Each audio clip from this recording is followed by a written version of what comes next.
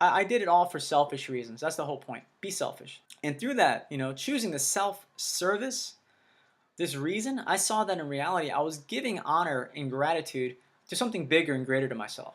I used to, I did pray, I still pray, but in my background was Christian background or Catholic or whatever. That was my background, and I prayed every night because I cried just about every night. I struggled, man, losing weight and changing my life.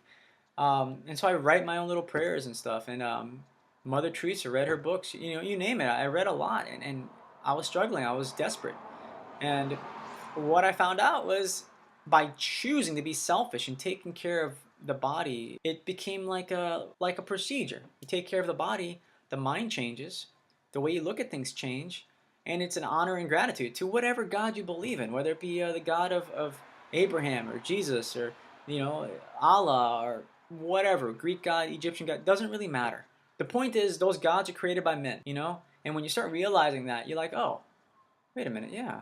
I mean, make a long story short with that, very simple. If one religion is right, if one way to do it is right, then you've got, just face it, face facts, you've got billions more that are wrong. I mean, how does that even make any sense whatsoever, even for a divine entity? So the divine entity is in all of us, and it's connecting all of us. And when you realize that, you don't become angry and save the animals and save the trees and everything else. You just become connected and adoring, in love. Knowing what it feels like to be in love right now is a wonderful feeling. I practice yoga every day, run every day. I make it a necessity. I refuse to drive a car. I refuse to do a number of things, and not because it's bad and good and all that stuff, just because why? I can connect more with everything around me. Going on a walk, going on a run, smells, birds singing, just feeling everything. And as you can hear from the cars driving outside, the vibrations are very, distracting. So imagine someone whose senses are heightened, it's even more disruptive. And imagine, not even me, imagine an animal, what it does to them. Because they rely on vibrations. So you see, the ambulance, and it's less than 10 minutes. Wow, that's proof right there. People are dying of heart attacks, cancer. I'm smiling about it, not because they're suffering. Take responsibility. That's the most important thing. Be grateful for the bigger picture. And if you can't have a God or whatever inside you, do it for your children, do it for your father, your mother, whoever is suffering, died, could suffer. You do it for them. Put that stuff aside. I promise you, when you spend money on Coca-Cola, Trader Joe's, fancy, healthy vegan foods, nothing is vegan food. If you're cooking it, you're using petroleum and some sort of fuel. Let me share it with you. If you pour a petroleum product, a refined petroleum product too, especially, on any living being, more likely it's going to die. So by going fruitarian, that's just another level, or just more fruit. I mean, I'm not saying you're a bad person for doing that, but don't hurt anyone, and by saying mean things because they're eating beef, chicken, fish, and eggs.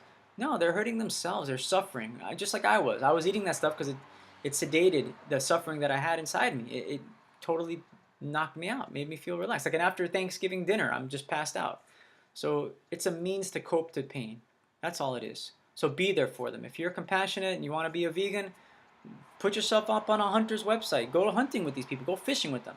Connect with them. You're not going to connect them yelling at them and screaming at them, I promise you. So to wrap this up, the body is a temporary vessel. It's meant to experience we call life, and if you think about it, in an imaginary sense, imagine that you're here on this planet, in this body for this moment, to help clean it up, to restore it. You're here to be a caretaker, and when you do a good job, you can transition to the garden or the heaven or wherever you think. And you can connect to your loved ones, your partners. Explore the possibility. People talk about the possibility of becoming healthier, curing yourself of disease like cancer, diabetes, I've seen it all. Arthritis, I've seen a lot. Gout. By going raw, by going vegan, by going plant-based. Never by going whole animal-based or any animal-based whatsoever. So try that out. It's not about a probability or possibility you'll get healthy. It's a fact. It's a certainty you'll get healthier. That's why you have these wealthy people. I mean, these are very wealthy people that can have anything they want. Bill Clinton. To some extent, they change their life because they realize they're not healthy, and it's the only way to go. They're not doing it because they're, saints. They're doing it because, hey, their health is suffering. Erectile dysfunction, I can tell you right now, when I was in my 20s, I helped a few people that were in their 20s. Now I'm 40 years old. It kills me. It's 1 out of 2 or something. I mean, I get messages on Facebook all the time and on YouTube, private messages sometimes. No man should suffer that. That's horrible. You don't think guys kill themselves for not being able to perform not being able to satisfy their women or the men they're with. We deserve better than that. We should experience better. Through this vegetarian transition, or transition from vegetarian, from standard American diet or Western diet to vegetarian, so it's mostly plants. I think they consume some honey and eggs and so forth, and dairy. But then from vegetarian I transitioned to vegan, or plant-based, and then from there I went to high carb. I put aside all that nuts and seeds. It's not like I stopped loving them, or avocados. Just I didn't have a use for them anymore. It got me sick. Then I went high carb raw. Now I'm fruit. So there's a transition. There's a path, and it's not a bad path. And stumble totally. If you're gonna experiment, and I know this, what is it, Meatless Mondays or something like that, and it's criticized. Totally criticized. Who cares? But you know what? Make an effort. Make an effort. Love you. Love others.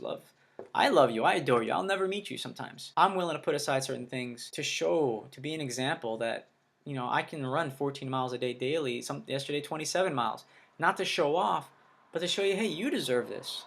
I don't deserve this. We all deserve this. Every one of us. And we deserve to allow others to see this. You're beautiful. You're special. I adore you more than you ever possibly can imagine. And I say this with conviction, because I've seen it. Being selfish for me has allowed me to help, has been at the bedside of people dying of terminal cancer, has been traveling me to Burma to help evacuate and help restore what I can for the people that are there. I've traveled a lot, seen a lot besides that. Please, be selfish. Today, be selfish. You got steak or chicken you're going to eat, put it aside. Say, you know what? I'm a selfish, not so nice person, whatever word you want to say. I'm selfish. I'm not going to eat that.